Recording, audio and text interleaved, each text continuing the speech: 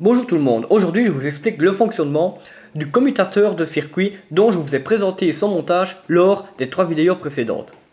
Au sommaire de cette vidéo, je vous expliquerai tout d'abord son fonctionnement via son schéma électrique et ensuite je procéderai à une petite démonstration commentée de ce petit circuit qui est assez simple à comprendre car c'est une suite de 3 petits circuits. Pour ce faire, ne quittez pas, je vous rejoins directement après l'introduction de cette vidéo.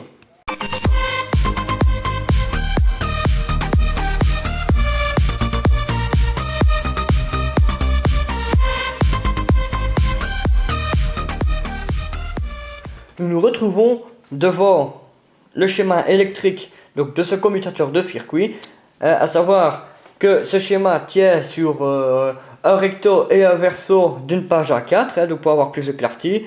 Donc nous avons une partie ici et l'autre partie de l'autre côté de la feuille. Et donc ce circuit est composé de plusieurs étages. À savoir, nous avons ici donc tout un étage ici contrôle du commutateur. Nous avons l'étage central de ce circuit, à savoir donc le circuit de commutation. Et ici nous avons en fait l'étage avec le circuit à commuter, symbolisé, donc matérialisé par l'utilisation de deux NEC 155 montés chacun en instable. En ce qui concerne donc le fonctionnement du bistable, donc j'avais déjà fait une vidéo sur la chaîne expliquant son fonctionnement. Je vais vous réexpliquer donc celui-ci. Donc cet oscillateur bistable est utilisé donc, pour activer le commutateur qui est ici, qui sélectionnera l'un ou l'autre circuit symbolisé donc, par les deux instables sur le verso de cette feuille. Ce bistable est basé ici sur un NE555 dont les composants utilisés sont deux résistances ici de 10 kΩ, une résistance de 470 ohms, deux boutons poussoirs et une laine de témoin. Quand on appuie sur le premier bouton poussoir, la broche 2, donc qui est la broche d'activation du NE555, sera forcée à un état logique bas car l'effet de la résistance pull-up ici sera, annulé tout en faisant passer donc ainsi son courant par le bouton poussoir pour le faire rejoindre le négatif sans passer donc, par le NE555. Ainsi sa sortie va basculer vers un état logique haut, faisant que la LED ici est allumée. Pour éteindre donc cette LED, il faudra appuyer sur le second bouton poussoir, ce qui forcera ainsi la broche de réinitialisation du NE555 vers un niveau logique bas, selon le même principe que sa broche d'activation. Ensuite, donc, en ce qui concerne donc, les tâches de commutation, comme je vous l'ai expliqué lors de la vidéo explicative sur le commutateur transistorisé, donc cet étage est constitué ainsi donc, de deux transistors, ici, à savoir des NPN BC547, 4 résistances, donc une ici, une ici, une ici et une ici, et de deux LED. Les deux LED serviront de témoins de l'état et fonctionnement de ce commutateur. Quand le premier bouton poussoir ici a été appuyé, le bistable est ainsi activé et délivre un signal en provenance ici de sa sortie, polarisant ainsi la base du premier transistor ici, donc il le polarise positivement. Ainsi, donc un courant venant de l'alimentation donc, pourra traverser donc, sa jonction collecteur-émetteur et allumera de cette façon la LED verte via sa résistance talon. En même temps, la base du deuxième transistor qui est ici sera également polarisée positivement par l'intermédiaire de la résistance 6 ici de 1 kΩ. Par conséquent, le courant issu de la résistance 7 de 470 ohms traversera sa jonction collecteur-émetteur et rejoindra directement le pôle inverse de l'alimentation sans passer par la lettre rouge qui, elle, sera ainsi éteinte. En réinitialisant donc, le bistable en appuyant sur le second bouton poussoir, la sortie du bistable ici n'enverra plus de signal, ce qui aura pour effet de ne plus saturer le premier transistor ici. De ce fait, plus aucun courant ne pourra traverser sa jonction collecteur-émetteur, ne permettant plus l'allumage ici de la LED verte. Également, donc le transistor 2 ici n'étant plus saturé, il ne permettra plus au courant issu de la résistance 7 ici de 470 ohms de traverser sa jonction collecteur-émetteur, mais le courant ici sera obligé de passer par la LED rouge qui sera ainsi maintenant allumée. Donc voici donc déjà pour le fonctionnement assez simple donc de l'étage du commutateur transistorisé. Maintenant je vais passer à la suite de ce qui se passe à la suite de ceci en vous expliquant le fonctionnement donc des deux circuits à commuter. Donc voilà, nous avons le schéma ici et donc les deux circuits à commuter sont matérialisés par l'utilisation, comme j'avais dit, donc de deux NE555 montés en oscillateur astable. À la place par exemple d'alimenter deux NE555, on pourrait très bien utiliser deux transistors à la place de la branche d'alimentation des NE555 qui commanderaient, donc deux transistors qui commanderaient par exemple deux relais à deux inverseurs chacun, permettant ainsi de gérer quatre autres circuits. Donc ici on voit que le commutateur ici il va gérer que deux circuits, donc à savoir matérialisé par ici deux astables, mais en utilisant deux relais donc alimentés, donc commandés plutôt par un transistor chacun, les deux relais avec les deux inverseurs, les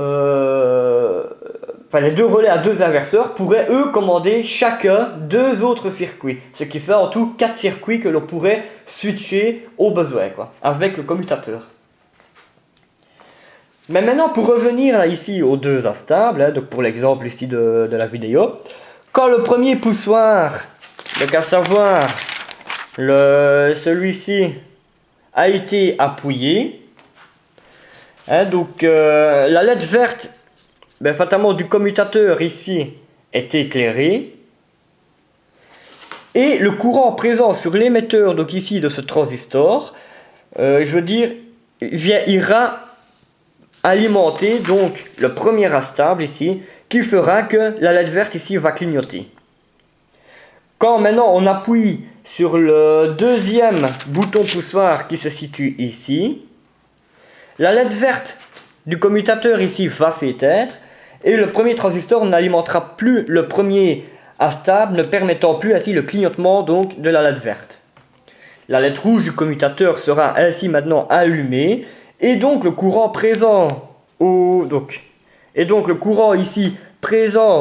collecteur de ce transistor alimentera donc le second astable qui est ici, qui permettra ainsi donc à la LED rouge ici de clignoter. Pour stopper le clignotement de la LED rouge et repasser au clignotement de la LED verte, il faudra donc réactiver le bistable moyennant le premier bouton poussoir et ainsi de suite. J'ai également donc trouvé comment automatiser tout ce système, donc automatiser le bistable qui est ici, mais ceci fera l'objet donc de la prochaine vidéo. Concernant donc les explications de ce petit système là, voilà, j'en ai fini. Donc on voit que ce sont ici trois petits circuits très simples qui sont liés entre eux. Donc ici nous avons un oscillateur bistable, ici nous avons le commutateur transistorisé qui pourrait faire office également de porte inverseuse, et ici nous avons l'ensemble des deux oscillateurs instables. Donc ça fait en tout 4 petits circuits très simples combinés l'un à l'autre. Je vais maintenant passer à la petite démonstration commentée de ce petit système. Voici donc la breadboard avec le commutateur de circuit implanté dessus. Je vais, sans plus trop tarder, brancher donc l'alimentation à ce circuit, à savoir, hein, donc comme est marqué sur le schéma, j'utilise une alimentation en 9 volts. Donc, je branche la pile. Directement, on voit que le circuit là est en action. Donc pour commencer cette démonstration, je vais déjà appuyer ici sur le bouton poussoir de gauche pour venir activer le bistable. Le bouton poussoir de gauche ayant été appuyé, on voit que via la lettre témoin ici que le bistable ici est activé, ce qui a permis donc au niveau du commutateur d'allumer la LED verte, ce qui témoigne que le circuit faisant clignoter la LED verte a été lui activé. Maintenant je vais désactiver, le bistable en venant appuyer le bouton poussoir de droite. Ainsi la LED témoin, donc témoignant l'état de sortie du bistable, est éteinte, ce qui fait qu'au niveau du commutateur, la LED verte elle vient de s'éteindre, mais la LED rouge ici s'est allumée, ce qui témoigne que le circuit faisant clignoter la LED rouge est maintenant ici activé et l'autre instable ici désactivé. On peut recommencer, le processus à l'infini. Hein, donc maintenant que j'ai appuyé sur le bouton poussoir de droite, je vais maintenant appuyer sur le poussoir de gauche. Et là, voilà, le témoin de l'état du bistable est éclairé.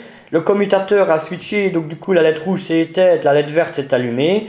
Ce qui témoigne qu'il y a eu une commutation au niveau des deux instables, car le circuit faisant clignoter maintenant la LED verte est activé, tandis que l'autre qui fait clignoter la LED rouge est lui maintenant désactivé. Donc voilà pour ce qui concerne donc de la petite démonstration commentée de ce circuit, et donc nous arrivons à la fin donc, de cette petite vidéo. Si cette vidéo vous a plu, n'hésitez pas à la liker et la partager. En ce qui concerne la suite de la chaîne, j'aborderai donc le système d'automatisation de ce circuit pour éviter de devoir appuyer sur le ou l'autre bouton poussoir à la suite de l'autre. De cette façon, avec le système d'automatisation, plus besoin de bouton poussoir. C'est le circuit lui-même qui gérera donc l'activation et la désactivation donc, de ce bistable présent ici, mais ceci fera l'objet de la prochaine vidéo. En attendant, je vous souhaite de très bonnes expériences en électronique et vous donne rendez-vous pour la suite de la chaîne. Bye!